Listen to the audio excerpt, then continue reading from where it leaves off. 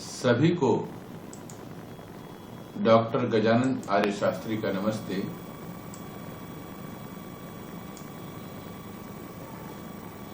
अंतराल भाग 2।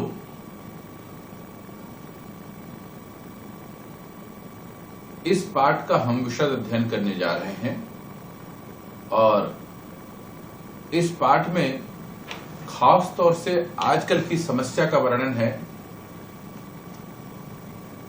हमारी संस्कृति और सभ्यता विकसित हो रही है, खास तौर से सभ्यता के विकास के साथ साथ अनेक सारी परेशानियां उत्पन्न हो रही हैं। लेखक ने इस बात की ओर ध्यान आकर्षित किया है। मालवा के विषय में वर्णन करते हुए पूरे विश्व का ध्यान आकर्षित किया है। अपना मालवा को उन्होंने खाऊ उजाड़ू सभ्यता कहा है। खाऊ उजाड़ू का सभ्यता का मतलब यह होता है प्रकृति को उजाड़ो और अपना पेट भरो। इसीलिए लेखक ने इन शब्दों का प्रयोग किया है। प्रभाष जोशी का अपना मालवा खाऊ उजाड़ू सभ्यता में पाठ जनसत्ता 1 अक्टूबर 2006 के कागज कोरे स्तंभ से लिया गया है। अर्थात जनसत्ता जो पत्रिका है, उस पत्रिका में समाचार पत्र है, उसमें कागज कारे एक स्तंभ था। उसमें लेखक प्रभाष जोशी ने यह लेख लिखा था, उसी को यहां पर उद्धृत किया गया है। इस पाठ में लेखक ने मालवा प्रदेश की मिट्टी, वर्षा, नदियों की स्थिति, उद्गम एवं विस्तार तथा वहां के जनजीवन एवं संस्कृति का चित्रित किया है।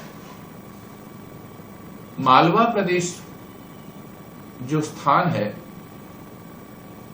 वहां पर नदियों का जो उद्गम है और वहां के जो सामान्य मनुष्यों का जो जीवन है और वहां की संस्कृति किस प्रकार से प्रभावित हुई है, लेखक उसके विषय में वर्णन करते हैं।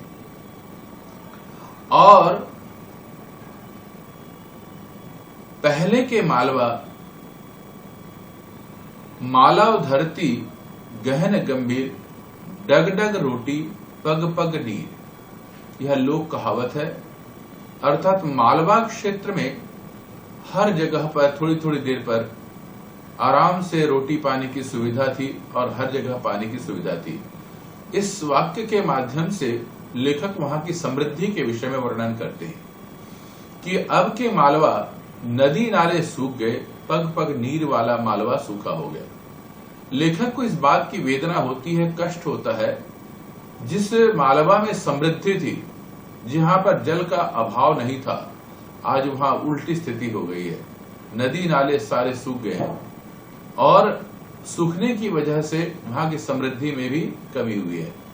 ठीक है कि आधुनिक सभ्यता का विकास हुआ है, लेकिन हमारी संस्कृति का साथ साथ में विनाश हुआ है, ऐसा उनका मानना है। जो मालवा सुख समृद्धि एवं संपन्नता के लिए विख्यात था, प्रसिद्ध था, अब खाऊ उजाड़ू सभ्यता में फंसकर उलझ गया है।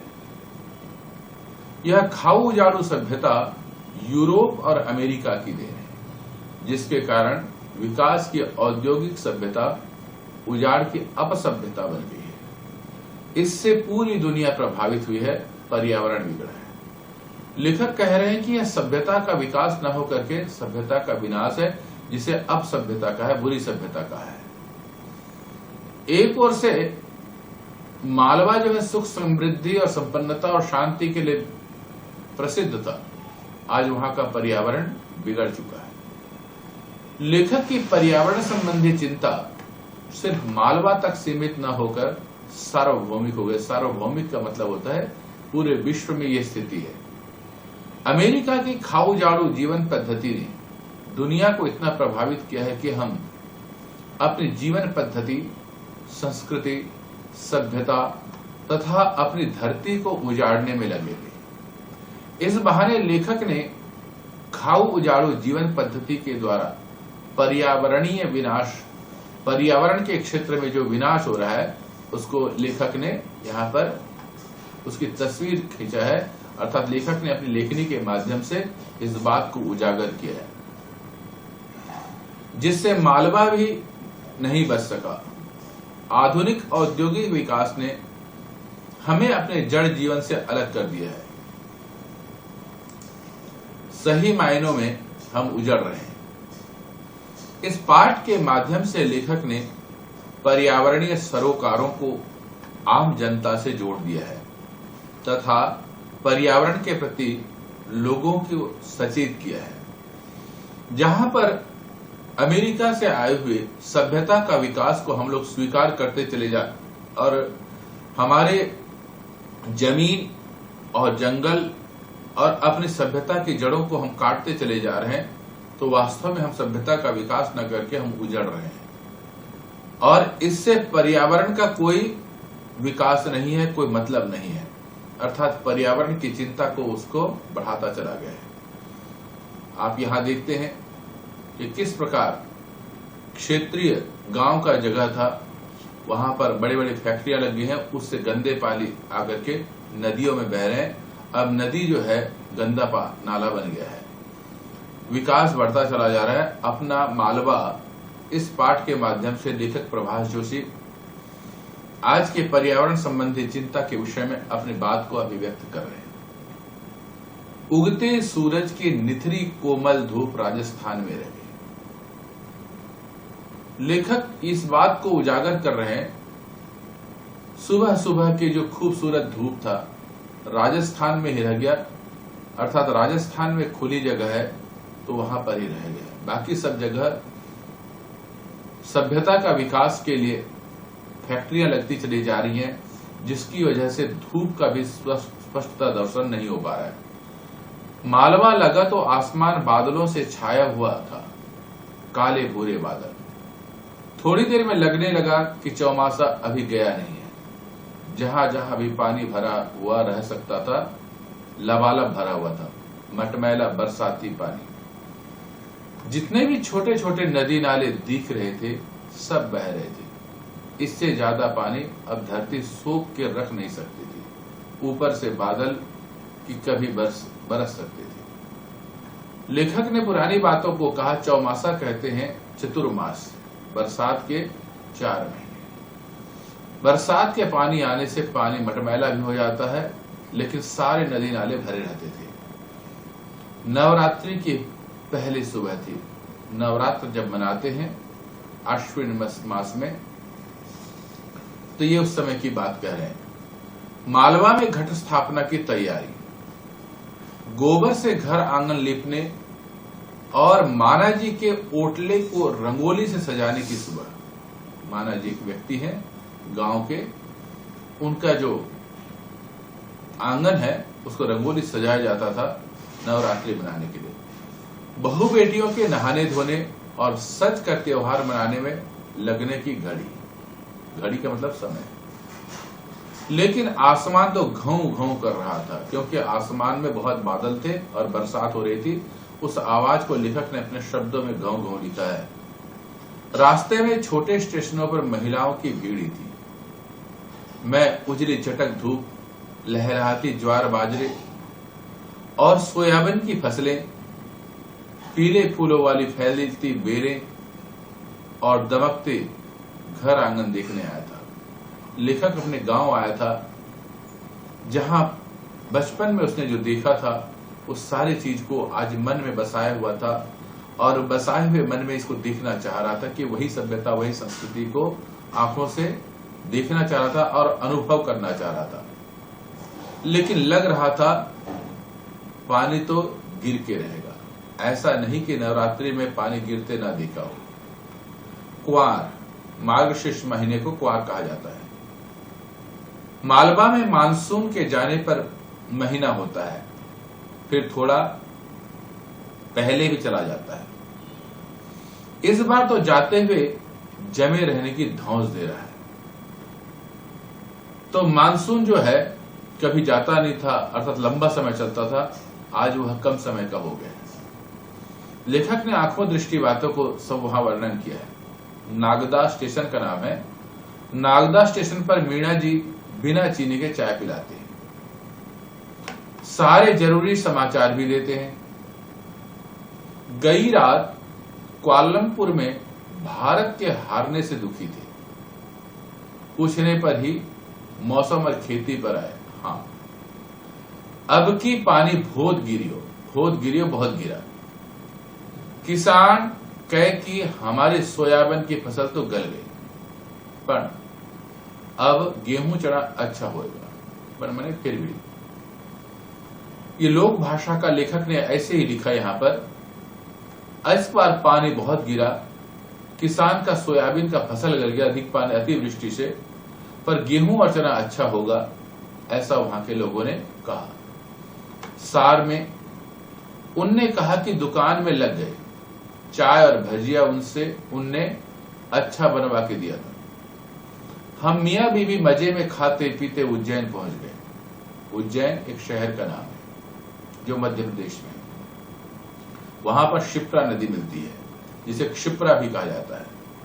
रास्ते में शिप्रा मिली, नदी का नाम है। मैया ऐसे भरपूर और बहती हुई बरसों से दिखी थी। यहां पर नदी को मैया अर्थात मां के नाम से संबोधित किया है, क्योंकि वह जन जीवन को अपने जल से पूरित करती है और धरती को हरी भरी करती है, इसीलिए यहां पर मां की तरह तुलना की गई है।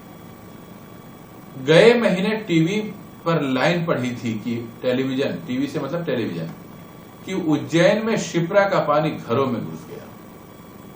भोपाल, इंदौर, धार, देवास सब में झड़ी लगी थी। सब जगह फोन लगा के पूछा था, खतरा कहीं नहीं था, लेकिन सबको पुराने दिन याद आ गए थे। अब मालवा में वैसा पानी नहीं गिरता जैसा गिरा करता था। लेखक को इस बात का कष्ट है कि मालवा क्षेत्र में, जहां भोपाल, इंदौर, ये सारा क्षेत्र, वहां तो झड़ी लगी थी कभी, लेकिन अब पहले की तरह यहां बरसात नहीं होती। इसलिए पहले की औसत पानी भी गिरे तो लोगों को लगता है कि ज्यादा गिर गया। अगर किसी कारणवशात आजकल जो औसत वर्षा है उस बरसात में कमी हो जाती है तो लोगों को एक बार आश्चर्य होता है और लगता है कि इस बार बरसात ज्यादा हो गई।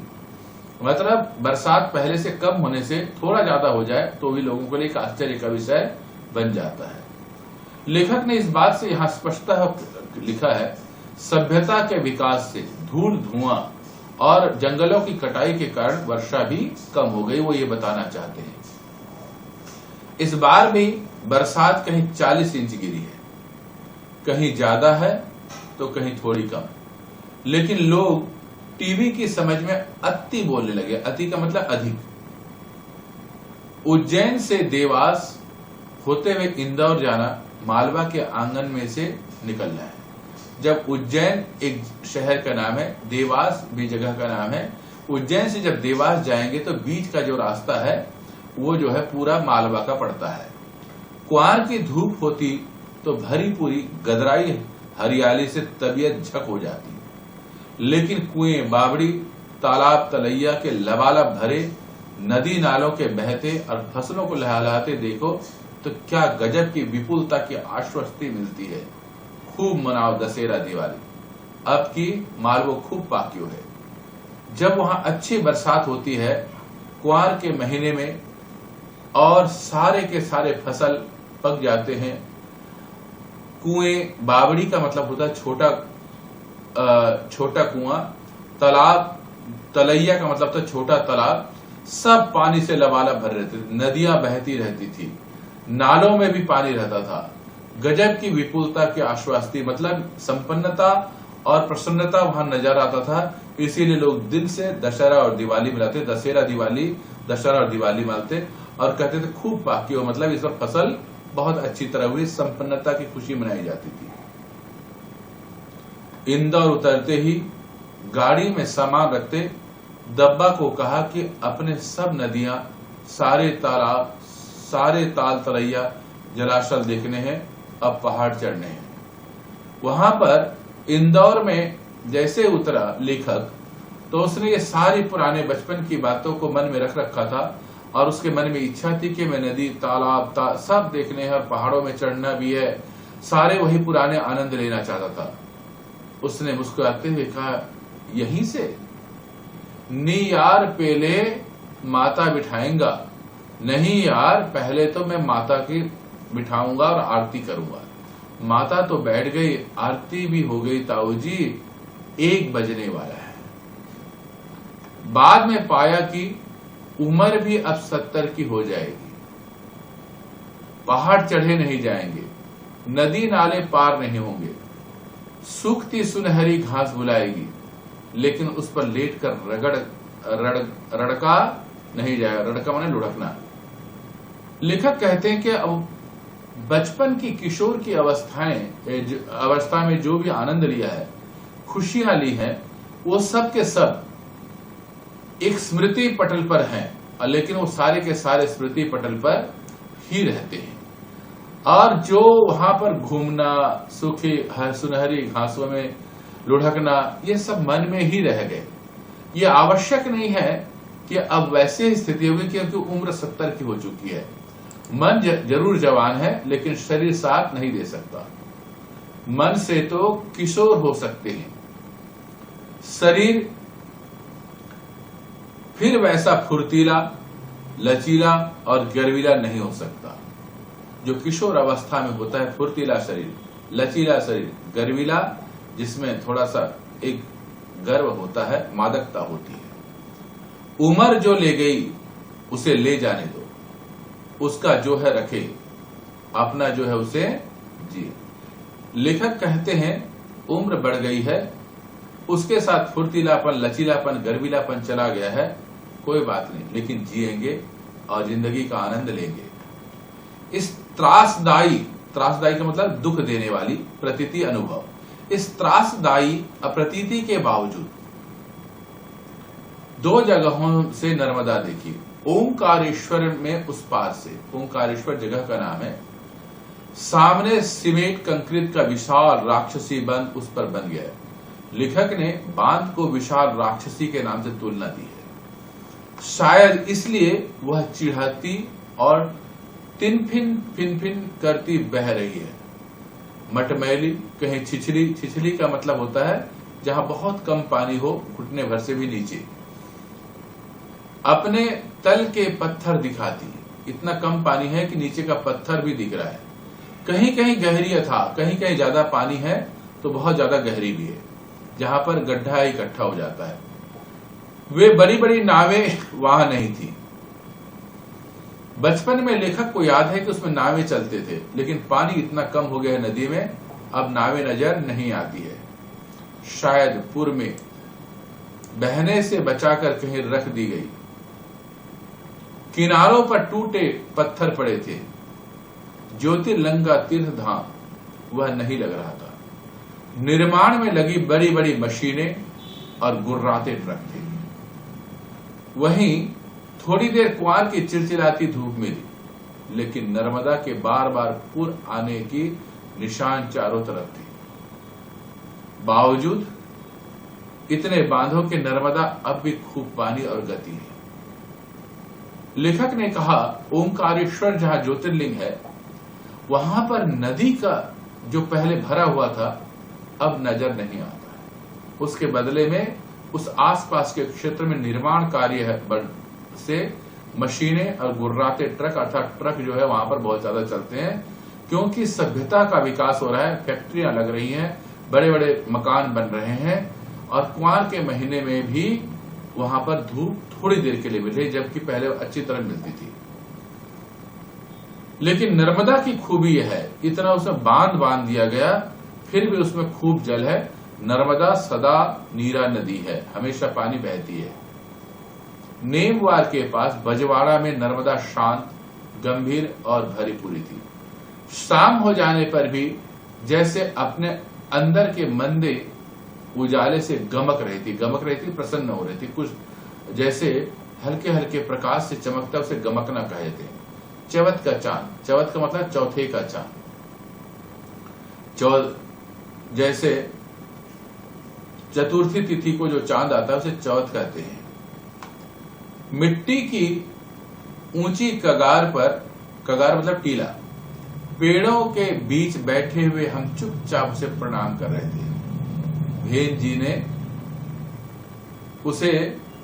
जैसे उसे सहलाते हुए कहा, थक गई है, देखना अब रात को बहेगी। नदी जो है बहना थक गई है, रात को कुछ बहेगी। रात भर हम उस किनारे पर ही सोए। सवेरे उठकर फिर जैसे उसके नमन में उसके किनारे बैठे। अब वह शांत बह रही थी। अपन घाट नीचे नर्मदा किनारे के लोग, भेन जी गंगा किनारे की। हम नदी को नदी नहीं मां मानते हैं। नर्मदा मैया है, उससे हम बने हैं। उसके किनारे बैठना मां की गोदी में डूबना है, मां की गोद में डूबना है। लेखक ने बड़े स्पष्टतः कह दिया, मां और नर्मदा जो नदी है दोनों में समानता है। नर्मदा के किनारे बैठना और मां की गोदी पर बैठना, दोनों में अद्भुत आनंद की अनुभूति है। नर्मदा का जल अपने आसपास के क्षेत्रों को, खेतों को हरा भरा कर देती है अपने जल से। इसी प्रकार से मां की ममता से हम हरे भरे हो जाते हैं, हमारा जीवन हरा भरा हो जाता है। इसी लेखक ने दोनों में समानता की है, नदी की महत्ता का यहां पर वर्णन किया है। ओंकारेश्वर और नेमावर जाते हुए दोनों बार विंध्य के घाट उतरने पड़े। एक तरफ सिमरोल का घाट, दूसरी तरफ बिजवाड़। दोनों में सागौन के जंगल, सागौन जिसे सागवान भी कहते हैं, उसका जंगल नजर आता है। नर्मदा के दोनों किनारे पत्ते खाखरे होते हुए, फिर भी फुनगियों पर फूल के झल्ले।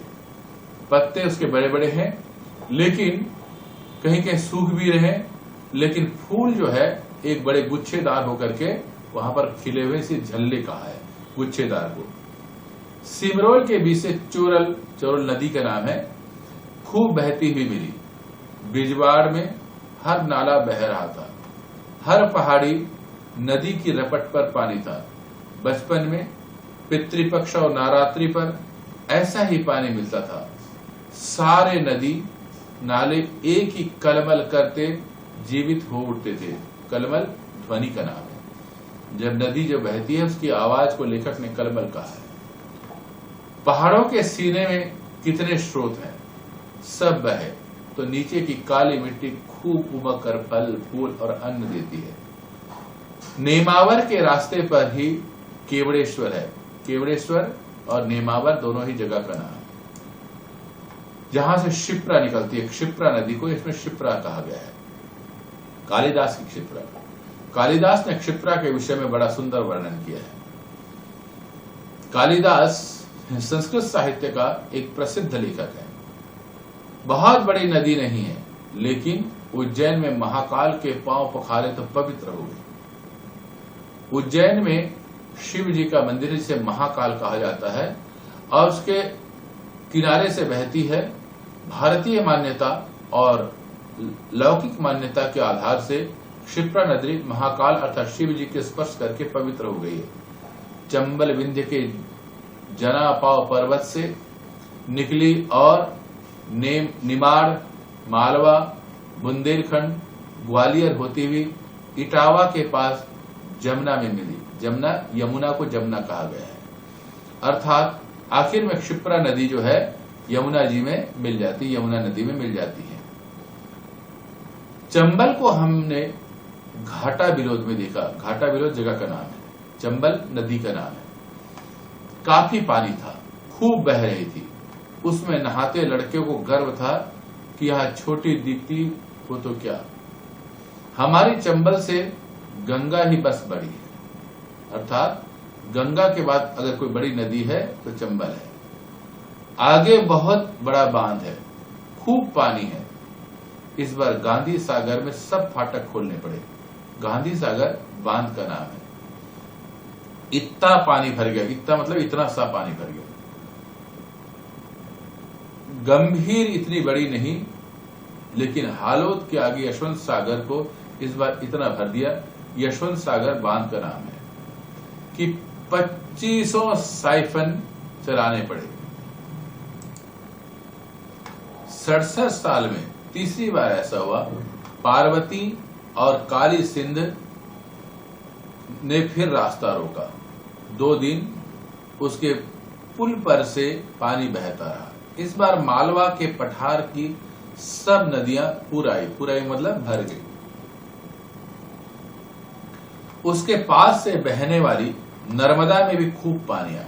बरसों बाद हजारों साल की कहावत सच्ची हुई, मालव धरती गहन गंभीर, डगडग रोटी पग पग नीर। मालवा की जो धरती है बहुत ही गंभीर है, क्योंकि वहां पर हर एक के पास रोटी है और हर जगह हर एक के पास पानी भी है। दक्षिण से पूर्व की ओर ढलाने वाले इस पठार की सभी नदियों के दर्शन हुए। खूब पानी, खूब बहाव, खूब कृपा।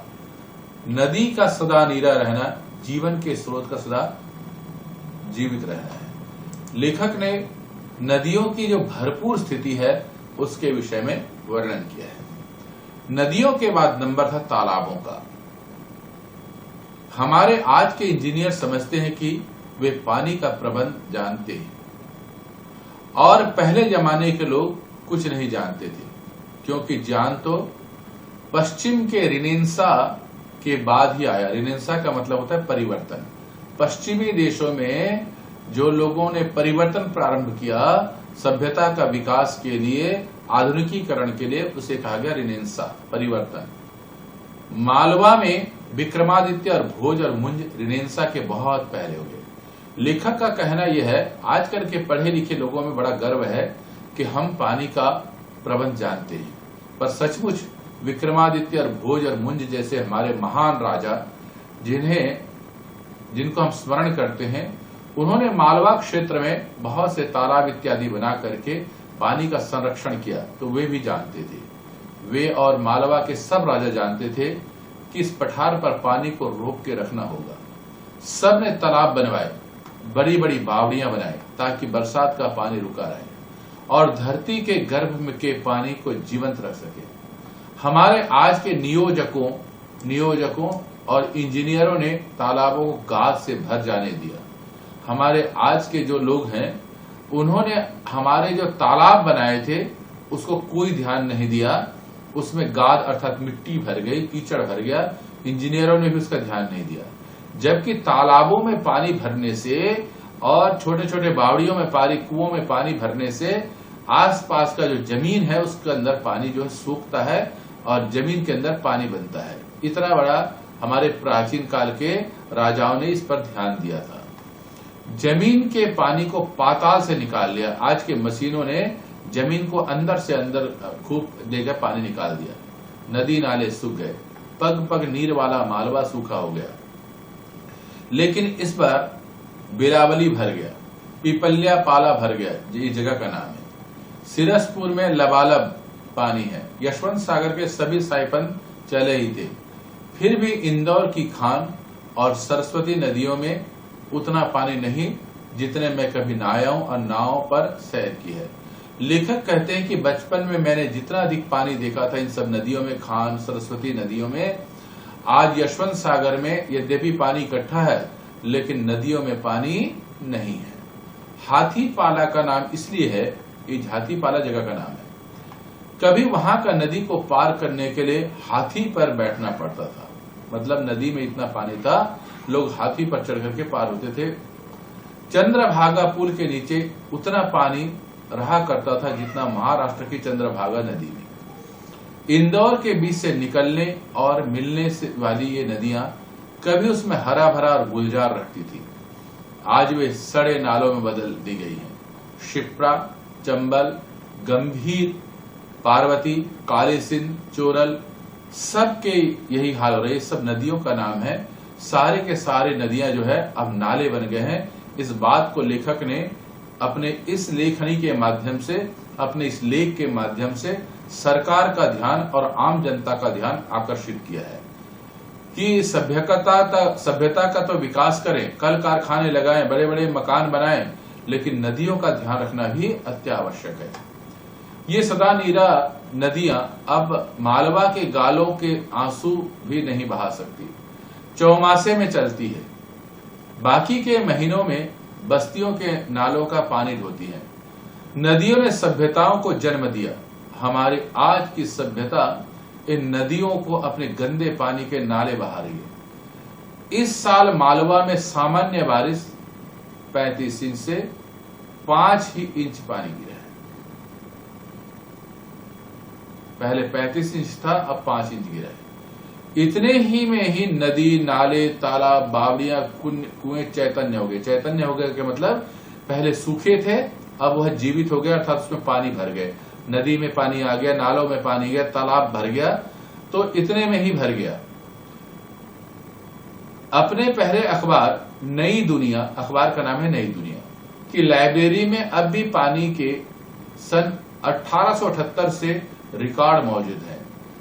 नई दुनिया में सारे उस समय का लेख मौजूद है। 128 साल की यह जानकारी आंख खोलने के लिए काफी है। इनमें एक ही साल था 1899 का, जब मालवा में 15.75 अर्थात 15.16 इंच पानी गिरा था। लोक में यही 56 का काल है। यही जो समय है, इसको लोग जो है 56 का काल के नाम से जानते हैं। लेकिन राजस्थान के ठेठ मारवाड़ में तब भी लोग यहीं आए थे, और कहते हैं तब भी खाने और पीने का काफी था। मारवाड़ क्षेत्र के लोग जगह जगह व्यापार करने के लिए जाते हैं, तो वहां से जो लोग आए थे वो भी कहते हैं कि उस जमाने में बहुत पानी था, खाने पीने की चीजें भी बहुत थी। 128 सालों में एक ही साल अतिवृष्टि हुई थी। अतिवृष्टि का मतलब होता है बहुत ज्यादा बरसना, इतना बरसना कि बाढ़ आ जाए। सन 1973 में 77 इंच पानी गिरा था। ये 1973 की बात है। तब भी यशवंत सागर, बिलावली, सिरपुर, पिपलिया पाला टूट कर बहे नहीं थे। खूब भी बरसात थी, लेकिन पानी की इतनी स्थिति थी कि नदी में बहाव था, और नदी में ऐसी सुविधा की गई थी कि ये सारे के सारे बांध टूटे नहीं थे, इतने बरसात के बावजूद भी। 28 इंच से कम बारिश हो तो वह सूखे का साल होता है, लेकिन ऐसे साल ज्यादा नहीं है। 56 के काल में देश भर में हाय हाय मचाई हो, लेकिन मालवा में लोग न प्यासे मरे न भूखे, क्योंकि उसके पहले साल खूब पानी था। बाद के साल में भी अपने नदी, नाले, तालाब संभाल के रखो तो दुष्काल का साल मजे से निकल जाता है। लेकिन जिस विकास की औद्योगिक सभ्यता कहते हैं, वह उजाड़ की अपसभ्यता है। लेखक ने यहां पर उसे सभ्यता ना कह करके अपसभ्यता कहा, क्योंकि नदी, नाले, तालाब तो सूखते चले जा रहे हैं, और प्रकृति का विनाश होने से बरसात भी कम हो रही है। औद्योगिकरण के कारण जो है सारे तरफ नदियों का बुरा हाल हो रखा है। तो ऐसे में अगर नदी, नाले, तालाब को में पानी भर के रखा जाए, जब बुरा समय आता, अकाल का समय हो जाता है, वो भी आराम से निकल जाता है, फसल अच्छी हो जाती है।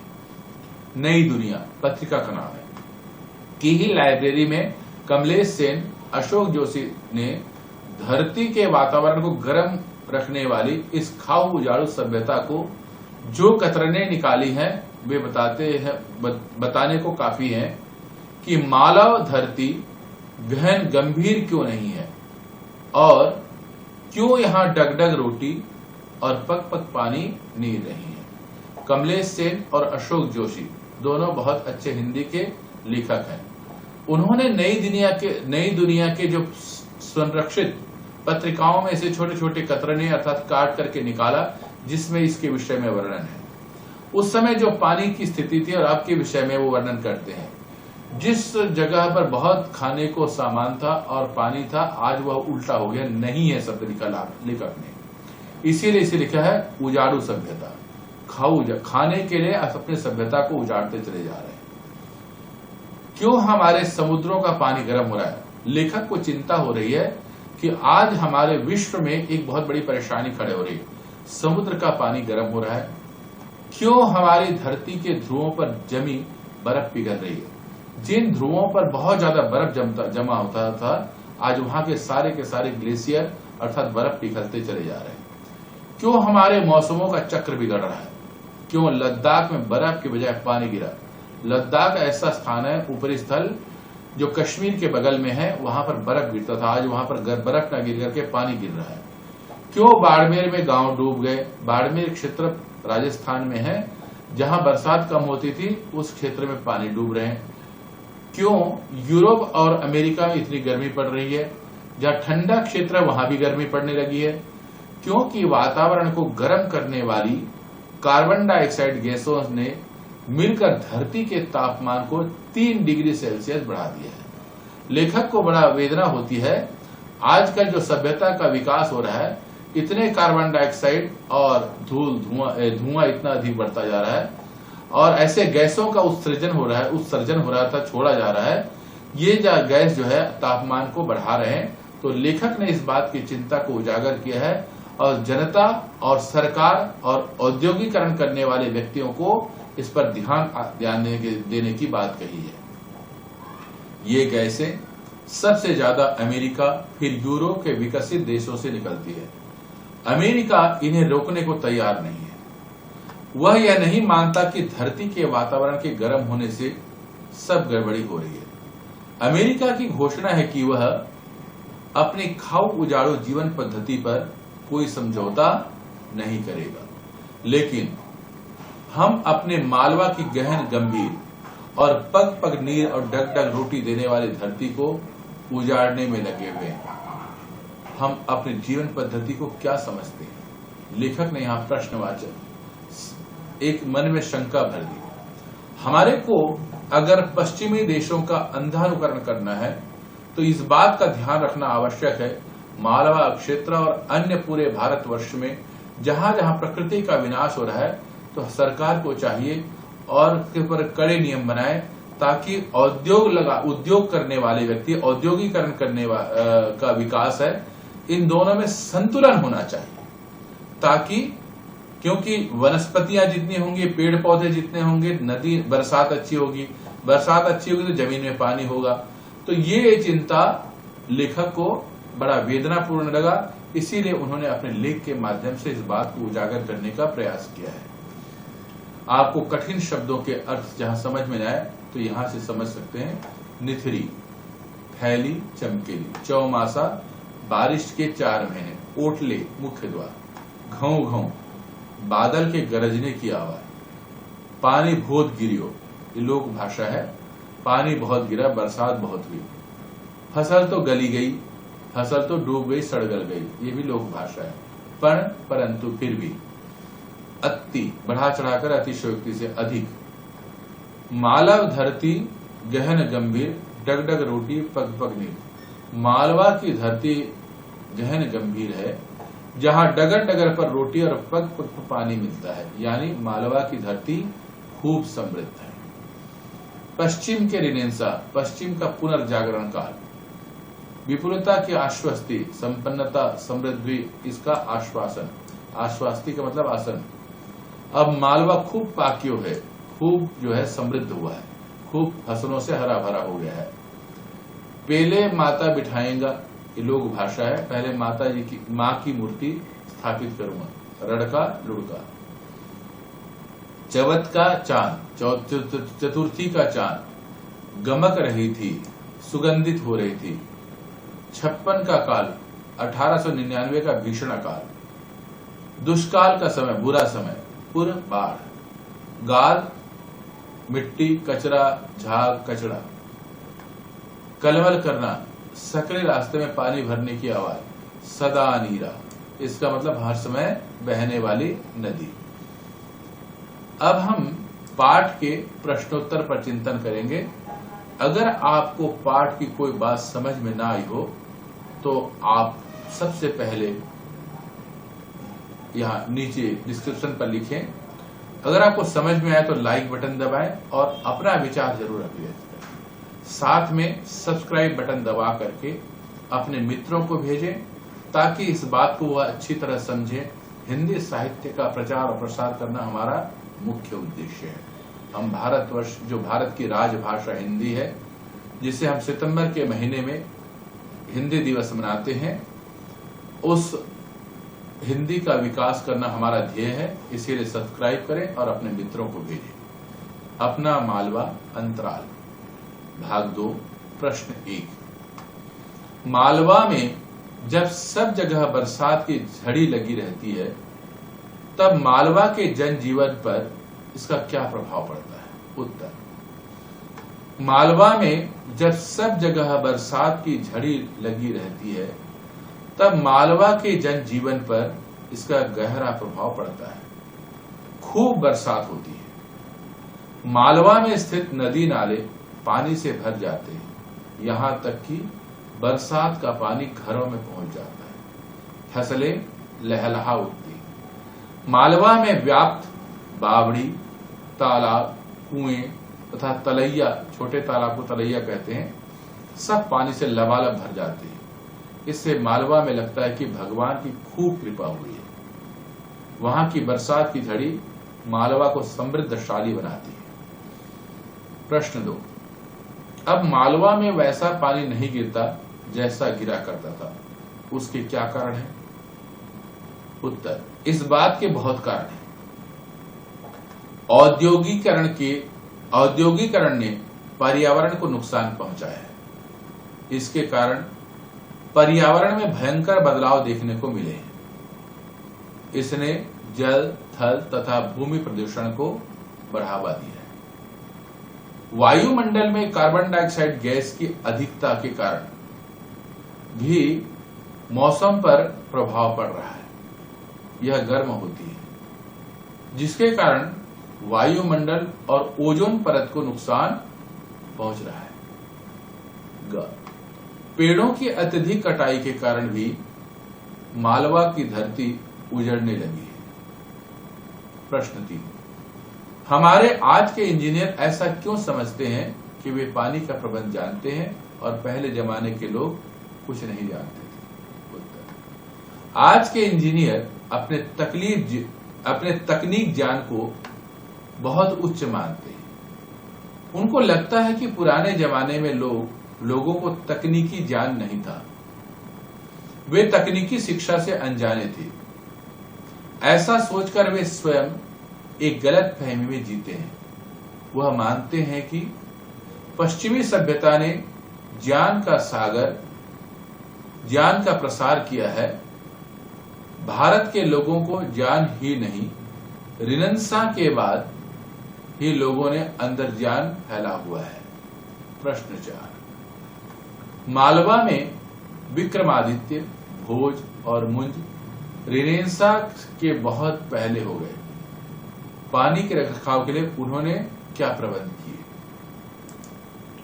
इन राजाओं ने पठारों की कमजोरी को समझा और पानी को रोकने के लिए बेहतर इंतजाम किए।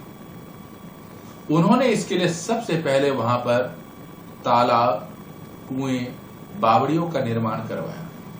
इस तरह वह बरसात का पानी जमा करके रख रहे थे। यह पानी पूरे वर्ष भारत की व्यवस्था करता था और लोगों को पानी के लिए तरसना नहीं पड़ता था। मालवा इसी का प्रमाण है। प्रश्न 5। हमारी आज की सभ्यता इन नदियों को अपने गंदे पानी के नाले बना रही है। क्यों और कैसे?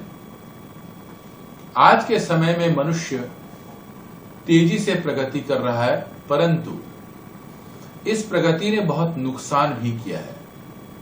प्रदूषण इस प्रगति का सबसे भयानक रूप है। प्रदूषण के मार से जल, थल तथा आकाश पूरी तरह ग्रसित है। पानी जीवन प्रदान करता है, परंतु मनुष्य ने इस अमूल्य जल संसाधन को प्रदूषित कर दिया है।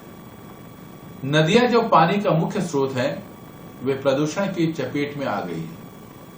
इसमें शहरों का गंदा पानी बहा दिया जाता है और साथ कारखानों का जहरीला पदार्थ भी इसी में डाल दिया जाता है। परिणाम, इनका पानी पीने योग्य नहीं रहा। नदियां सदियों से मनुष्य के लिए पानी की आपूर्ति करती आ रही हैं, लेकिन आज इनका पानी इतना जहरीला हो गया है कि इससे भयंकर बीमारी होने लगी है। यहां तक इसमें निवास करने वाले जीव जंतुओं का जीवन भी प्रदूषण के कारण विलुप्ति के कगार पर है। सरकार तथा कई सामाजिक संस्थाएं समय समय पर इसे बचाने के प्रयास कर रही हैं, परंतु उनके सभी प्रयास असफल हो रहे हैं। यदि ऐसा ही रहा तो यह गंदे नाले में बदल जाएंगी। यमुना नदी तो नाले में बदल चुकी है। हमें चाहिए कि उस पर ध्यान दें, प्रदूषण से इसकी रक्षा करें। प्रश्न जी, लेखक को क्यों लगता है कि हम जिसे विकास की औद्योगिक सभ्यता कहते हैं वह उजाड़ की अपसभ्यता है? आप क्या मानते हैं? हम लेखक के इस कथन से बिल्कुल सहमत हैं। ऐसी औद्योगिक सभ्यता जिसने विकास के नाम पर प्रदूषण, प्रकृति दोहन, पृथ्वी का विनाश ही किया है, उसे अब सभ्यता ही कहेंगे। यह कौन सा विकास है जो हमें प्रगति के नाम पर विनाश की ओर ले जा रहा है? हम एक आविष्कार करते हैं और उससे 5 नई समस्याएं पैदा करते हैं। हम किसी भी विकास के साधनों पर नजर डालें तो हमें विकास के स्थान पर विनाश की सभ्यता दिखाई देगी। मनुष्य ने अपनी उत्पत्ति के साथ से ही पृथ्वी का दोहन करना आरंभ कर दिया था, परंतु तब दोहन की प्रक्रिया बहुत मंद थी। जैसे जैसे मनुष्य का विकास होता गया, उसने प्रकृति का दोहन तेजी से करना आरंभ कर दिया। उसने रहने के लिए पेड़ों को काटा, आवास के लिए ईंट के निर्माण के लिए मिट्टी का प्रयोग किया, कोयले, सीमेंट, धातु, हीरे इत्यादि को आवश्यकताओं को पूरा करने के लिए उसने पृथ्वी को खोदा।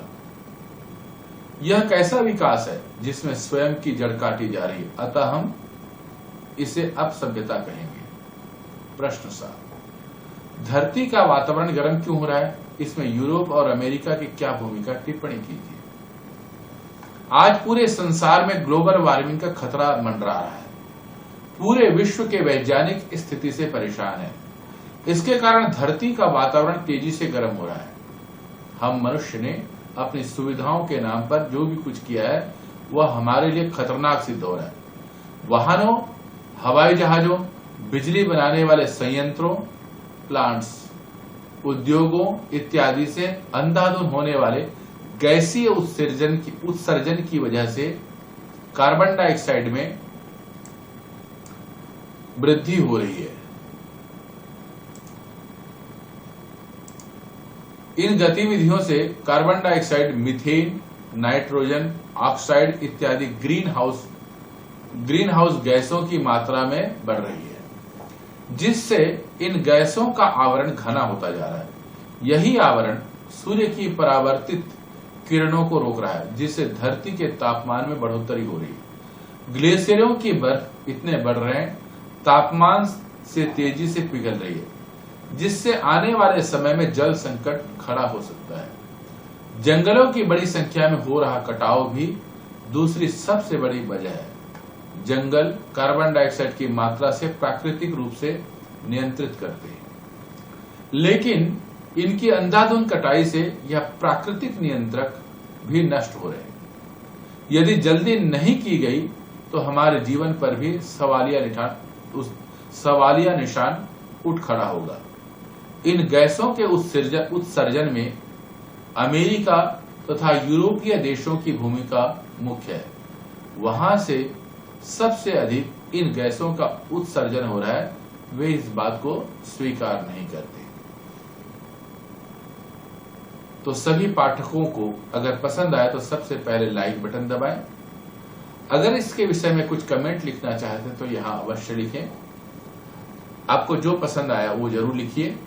अच्छा लगा तो अच्छा लगा, बुरे या किसी पाठ से संबंधित कोई प्रश्न को और भी समझना चाहते हैं, किसी वाक्य को समझना चाहते हैं, किसी रहस्य को समझना चाहते हैं तो भी लिखिए। उससे पहले सब्सक्राइब बटन अवश्य दबाएं और सब्सक्राइब बटन दबा करके कम से कम अपने 10 मित्रों को अवश्य भेजिए। सभी के सभी हिंदी साहित्य के प्रचार और प्रसार इसके लिए लिखेंगे। और मैं सभी छात्रों से यह आग्रह करता हूं कि आप सभी भी इस पाठ को ध्यान से पढ़ने के बाद अपने शब्दों में आज की समस्या, जो जल से संबंधित समस्या है, पर्यावरण असुरक्षा से संबंधित समस्या है, उसको उजागर करने के लिए एक अवश्य निबंध लिखें और सब मित्रों को प्रेषित करें, अपने अध्यापकों को दिखाएं। सबको डॉक्टर गजानंद आर्य का नमस्ते। अगले वीडियो में मिलने के लिए सभी से सब्सक्राइब करें। धन्यवाद।